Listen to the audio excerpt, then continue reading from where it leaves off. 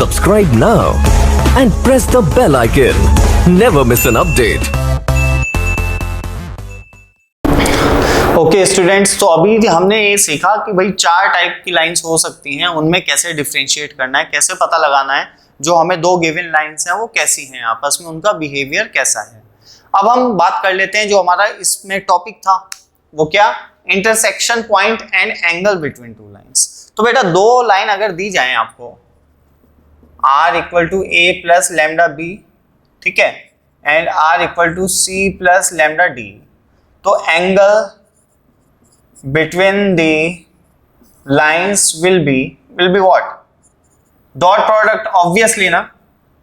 कैसे करेंगे कि भाई mod of A mod of B cos theta is equal to, sorry B and D लेना चाहिए ना मुझे, ए बी नहीं, मॉड ऑफ बी और D is equal to B and D. भाई डायरेक्शन कौन रिप्रेजेंट कर रहा है, बी और डी, तो बी और डी का जो डॉट प्रोडक्ट है वो ले लो, और यहां पे पता चल गया मुझे कॉस थीटा जो आएगा वो आएगा upon mod of B mod of D, और it can also be written as unit vectors, ठीक है ना। अगर B and D unit vector है तो फिर तो नीचे वाला फैक्टर वन वन हो जाता है, और इसको ऐसे रिप्रेजेंट कर देते हैं कैप से। तो अगर ये बी और डी जो है यूनिट वेक्टर है तो डायरेक्ट ये, तो finally the cos inverse B D upon mod of B and mod of D, और आप इसको ऐसे भी लिख सकते हो कॉस इनवर्स दिस।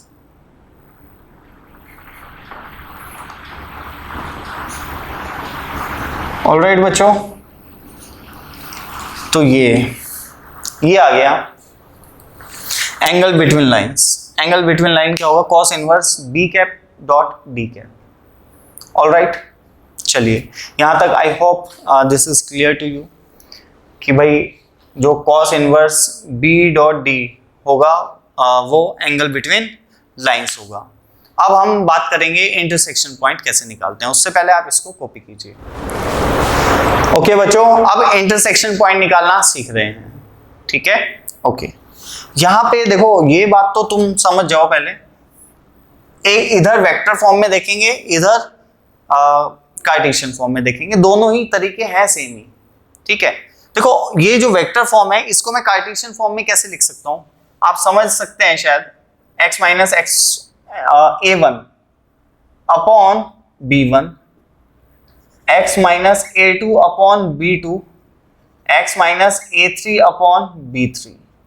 ये मेरे ख्याल से समझ आ रहा होगा। जो a वेक्टर है वो कौन है, a1i plus a2j plus a3k, और जो b है वो क्या है, b1i plus b2j plus b3k। All right, फिर वेक्टर फॉर्म को कार्टेशियन में कैसे चेंज करते हैं ये you know very well, and this is equal to lambda. Lambda लिखो ना लिखो, ठीक है, चलता है। ओके, दूसरी line x minus c1 upon d1, x minus c2 upon d2 and x minus c3 upon d3। भाई नीचे कौन आता है, DRS, direction ratios of direction, that direction जिसके पैरेलल वो लाइन है, या direction ratios of parallel vector. और यहाँ पे कौन आता है, a1 a2 a3, वो पॉइंट आता है जिससे वो लाइन पास हो रही है। और अगर वेक्टर्स में बात करें तो ये कौन होता है, वो पॉइंट जिससे लाइन पास हो रही है, और ये पैरेलल वेक्टर। तो उस हिसाब से मैंने इन दोनों लाइंस को लिखा है। यहाँ पे म्यू ले लो, अलग अलग लाइंस हैं जैसे, तो ठीक है, इधर म्यू लिखना है लिख लो, नहीं तो चलेगा अभी फिलहाल के लिए। ये बात तो समझ आ गई कि ये रेशियो लैम्डा के इक्वल होगा, ये म्यू के इक्वल होगा। ऑलराइट, ठीक है। इंटरसेक्शन पॉइंट कैसे निकालें, तो इंटरसेक्शन पॉइंट वो पॉइंट है जो दोनों को सेटिस्फाई करता है। तो लेट इंटरसेक्शन पॉइंट इज, ठीक है, x1 y1 z1, सेम उसमें ले लिया मैंने, मतलब कार्टेशियन फॉर्म में ले लिया, ठीक है, वेक्टर फॉर्म।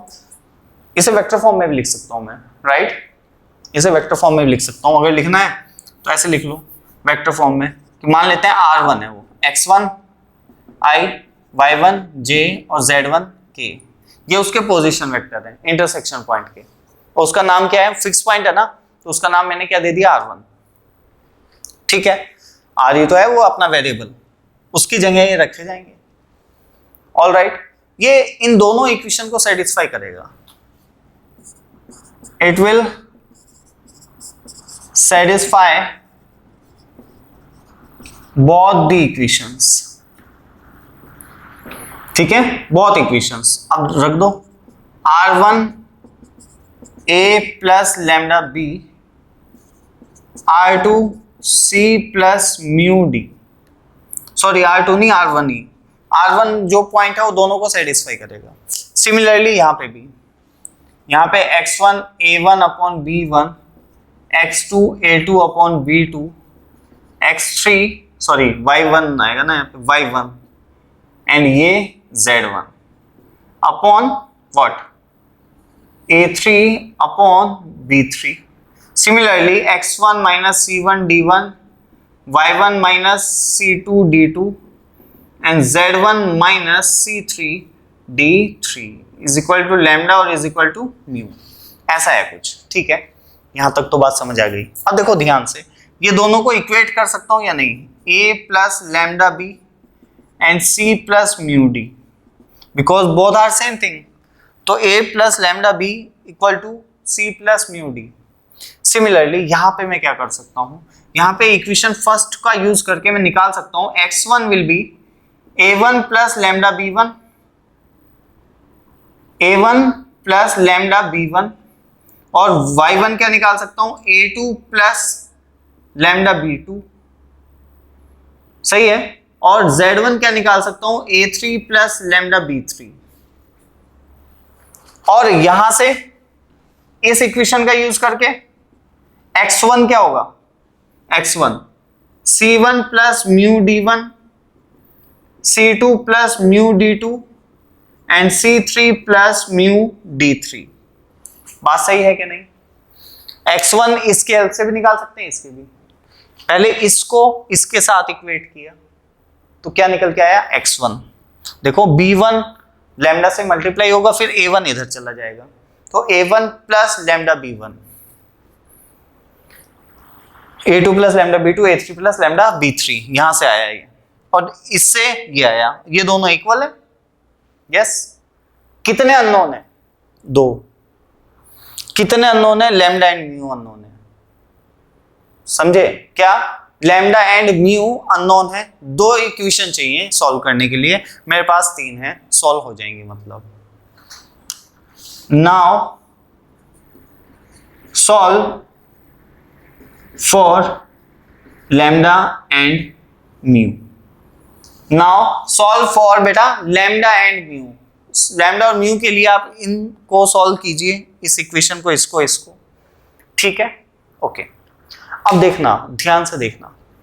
सिमिलरली अच्छा यहां पे भी अब आपको क्या करना है, a को क्या लिख दो, a1i, a2j, a3k, और इसको क्या लिख दो, b1i, b2j, b3k, इधर c1i, c2j, c3k plus mu times of d1i, d2j, d3k। और नाउ कंपेयर।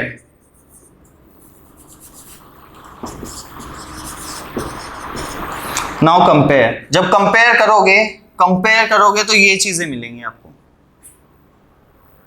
एक मिनट, ये मतलब ये नहीं, ये जब आप कंपेयर करेंगे तो ये एंड ये मिलेगा। देख लो, आई का कोफिशिएंट कंपेयर करो, मतलब एक्स इंटरसेप्ट कंपेयर करो, तो a1 प्लस लैम्डा म्यू, इधर c1 प्लस म्यू d1, तो a1 plus lambda b1, mu नहीं lambda b1, equal to c1 plus mu d1, c1 plus mu d1। वही चीज बनने वाली है, बिल्कुल वही। फिर वही बात आ जाएगी कि दो अननोन, तीन इक्वेशन सॉल्व। ठीक है, अभी ध्यान से सुनना मेरी बात। चलो लैम्डा और म्यू मैंने कैलकुलेट कर लिया, क्वेश्चन करके दिखाऊंगा, समझ आ जाएगा पूरा कि फिर कैसे करना है। तो बेटा लैम्डा और म्यू आप यहां से निकाल पाएंगे। ओके ओके, अब फिर इंटरसेक्शन पॉइंट क्या होगी? ये इंटरसेक्शन पॉइंट ये तो है भाई, x1 y1 z1 ही तो है इंटरसेक्शन पॉइंट। तो लैम्डा म्यू की जो भी वैल्यू आई है इनमें से किसी में भी रख दो। मान लो लैम्डा 2 आया है तो यहाँ पे 2 2 2 जो भी पॉइंट बना है वो आंसर आ गया, वही होगा। म्यू जो भी आया होगा वो इसमें रख दो, वही आएगी वैल्यू, दोनों सेम ही है क्योंकि। तो लैम्डा की वैल्यू या म्यू की वैल्यू इनमें से किसी में रखो और x1 y1 z1 की वैल्यू कैलकुलेट कर लो, बात खत्म हो जाएगी, इंटरसेक्शन पॉइंट आ जाएगा। अब दूसरी बात समझना मेरी, मैंने एक बात बताया था कि जब मैं तुम्हें इंटरसेक्शन पॉइंट निकालना सिखाऊंगा तो वहां से अगर स्क्यू लाइंस होंगी ना उनका इंटरसेक्शन पॉइंट निकलेगा ही नहीं। इसका क्या मतलब है? इसका मतलब समझो, आप क्या करेंगे, 3 इक्वेशंस हैं, ठीक है, आप क्या करो, किन्हीं दो, ऑब्वियसली 2 अननोन है तो 2 इक्वेशन रिक्वायर्ड है सॉल्व करने के लिए, किन्हीं भी 2 इक्वेशन का यूज करके लैम्डा और म्यू को कैलकुलेट कर लो। 2 इक्वेशन का यूज करके लैम्डा और म्यू कैलकुलेट करो और थर्ड इक्वेशन में पुट करके देखो, ठीक है। अगर वो वैल्यूज थर्ड इक्वेशन को सेटिस्फाई करती हैं तो वो इंटरसेक्टिंग लाइंस हैं, अगर नहीं करती तो वो स्क्यू लाइंस हैं। ऑलराइट बच्चों, तो मैं यहां पे लिख देता हूं, चलो इसका नाम मैं दे रहा हूं इक्वेशन 1, इसका नाम 2 और इक्वेशन 3, ठीक है, 1 2 3। अब मैं यहां पे लिख रहा हूं कि कैलकुलेट, अगर दी जाए तो अच्छा है, अगर आपको विजिबिलिटी में कहीं प्रॉब्लम होगी तो मैं बोल रहा हूं साथ साथ, ठीक है ना, तो ध्यान रखें। कैलकुलेट, क्योंकि स्पेस कम है यहीं पे लिखना जरूरी है, calculate lambda and mu with the help of any 2 equations and then put the values of lambda mu in third equation. If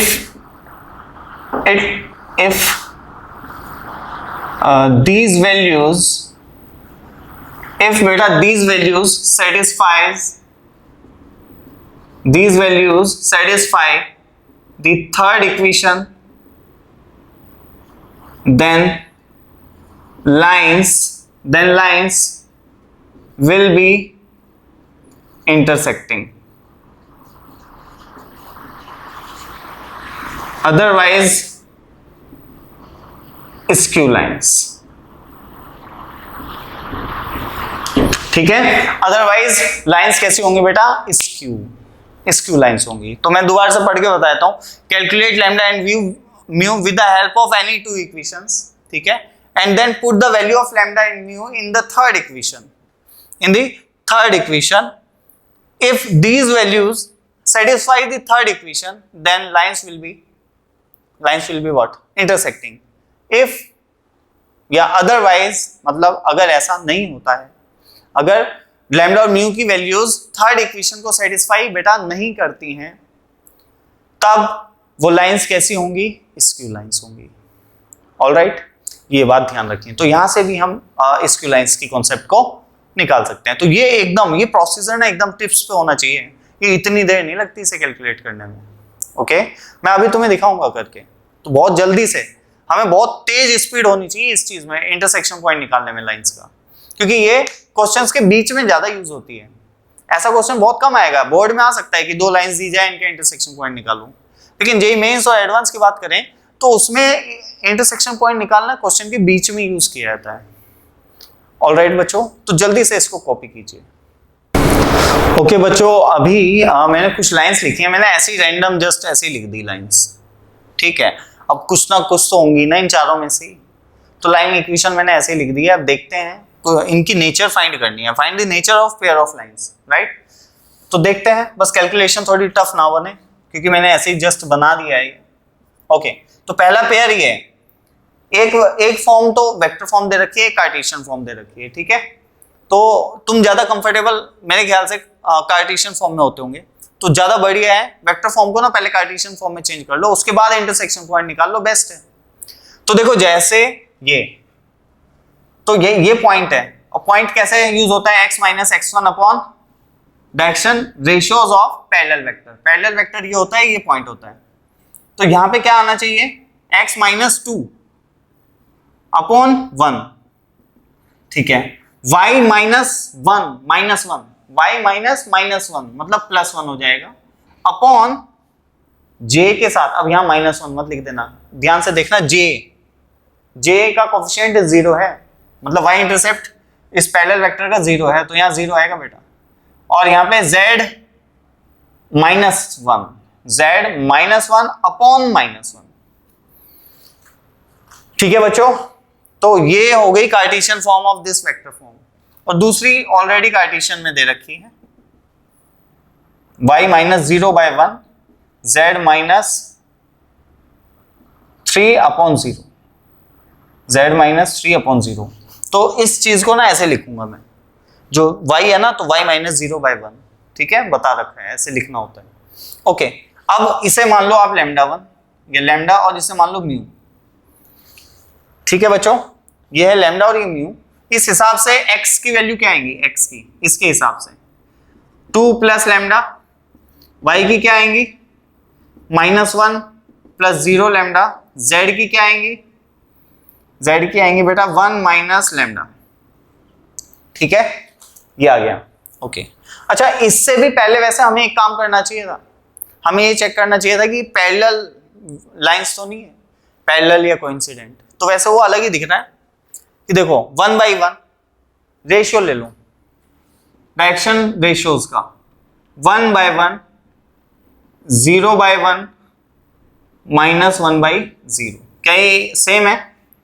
obviously not, they are not same, ठीक है। तो ये सेम नहीं है, इसका मतलब पैरेलल और कोइंसिडेंट की तो सीन है ही नहीं।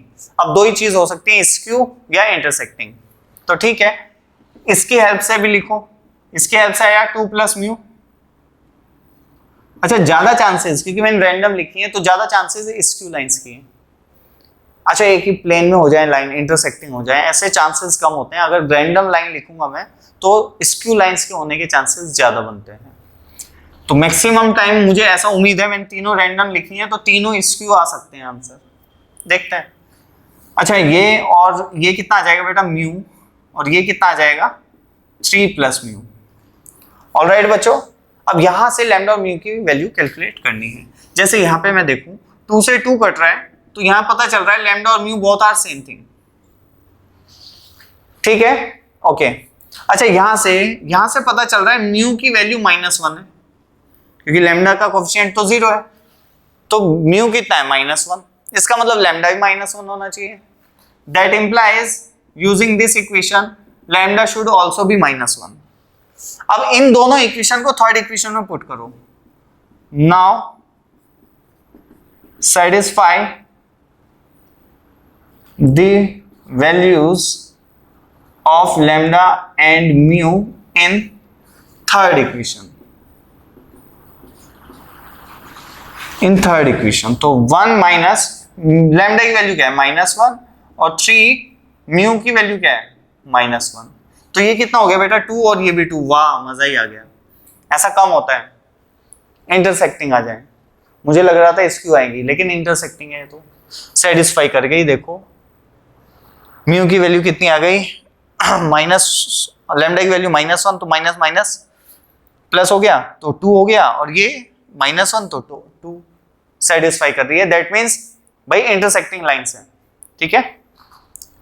तो इंटरसेक्शन पॉइंट क्या है, intersecting lines with intersection point, with intersection point, intersection point निकालते हैं। चलो किसी में भी लैम्डा और म्यू की वैल्यू रख दो, चलो यहां पे रख देते हैं लैम्डा की वैल्यू -1, लैम्डा -1 डालोगे तो x कितना आएगा 1, लैम्डा -1 डालोगे तो कोई इफेक्ट नहीं पड़ेगा -1, और लैम्डा अगर क्या डालेंगे -1 इसमें तो आएगा 2, तो बेटा ये है।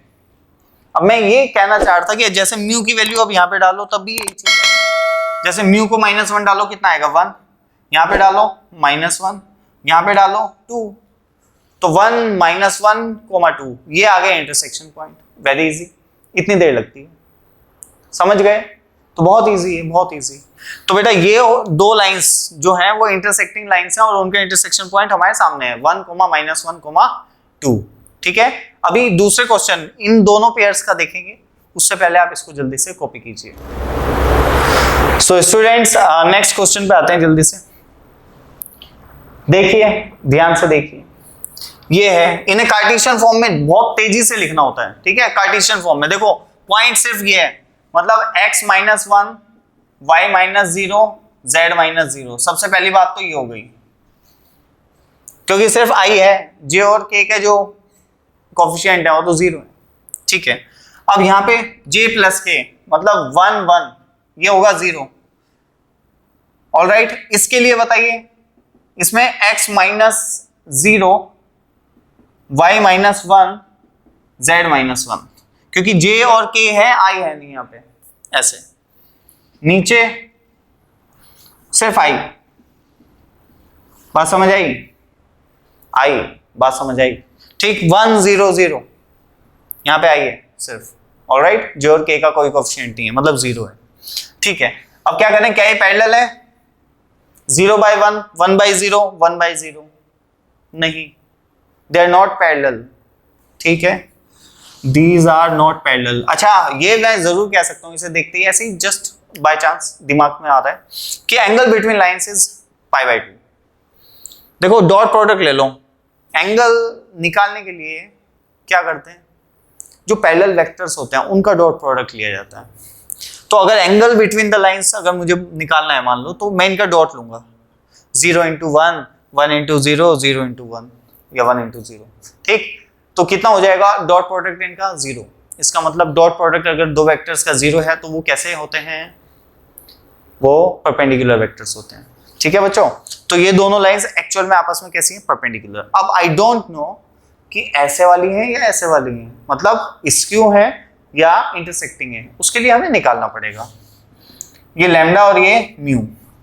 तो पहले फर्स्ट के according to the first, x will be 1, y will be lambda and z will be also lambda according to the second equation, mu and 1 and 1।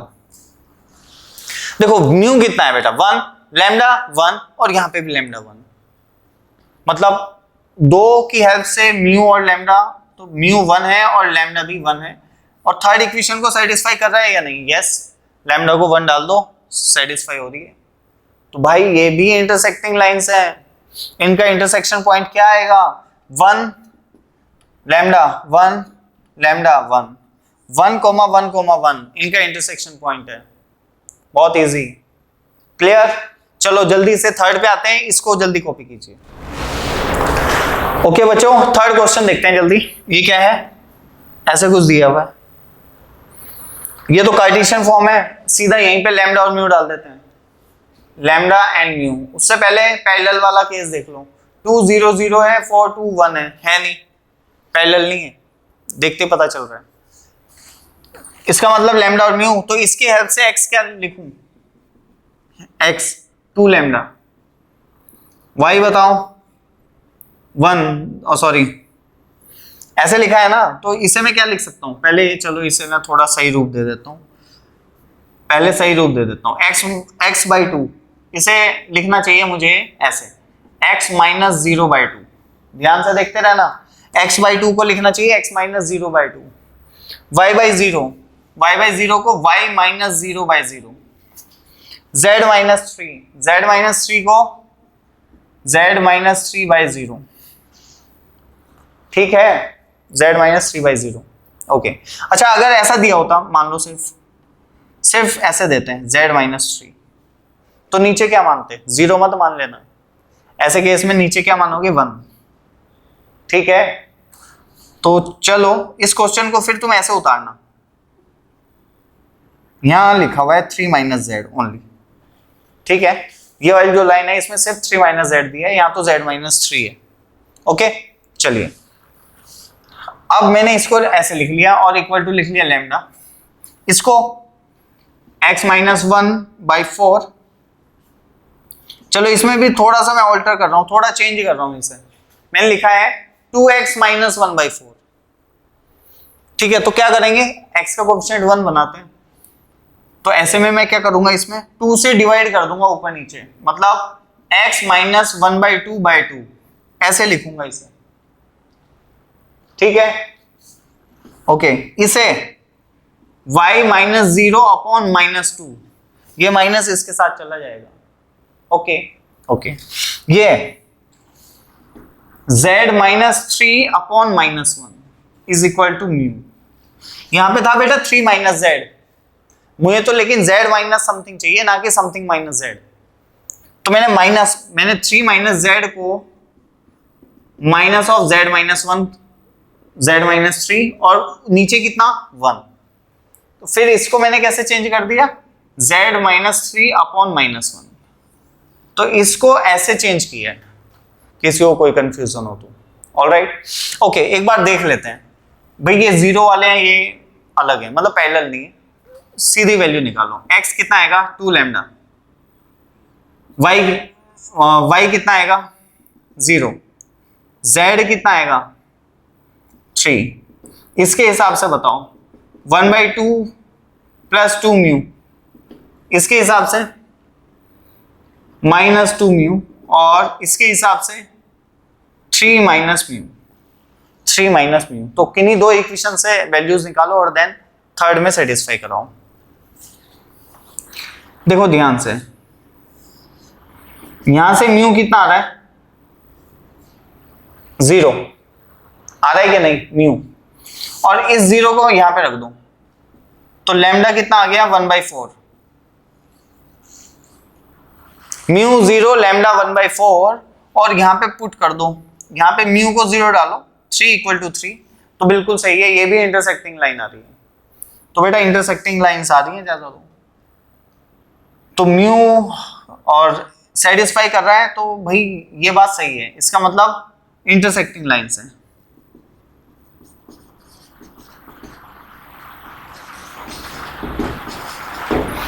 सही है, बढ़िया, इंटरसेक्टिंग लाइंस है बेटा। ओके, तो अब क्या करें, अब ऐसा करो म्यू इक्वल टू 0, बस पुट कर दो वैल्यूज, जैसे कोऑर्डिनेट निकालना है, तो लैम्डा कितना है 1/4, यहां रखोगे तो 1/2 आ जाएगा x, ये 0 ही है, और बेटा ये 3 है, तो ये बेटा इंटरसेक्शन पॉइंट है 1/2, 0,3। ठीक है, ये जो कुछ एग्जांपल्स मैंने लिख दिए बाय चांस सभी के सभी क्या आ गए, इंटरसेक्टिंग आ गए। और अब मैं तुम्हें एक दिखा देता हूं स्क्यू लाइंस का एग्जांपल, उसमें क्या डिफरेंस आ जाएगा। ठीक है, तो जल्दी से इसको कॉपी कीजिए।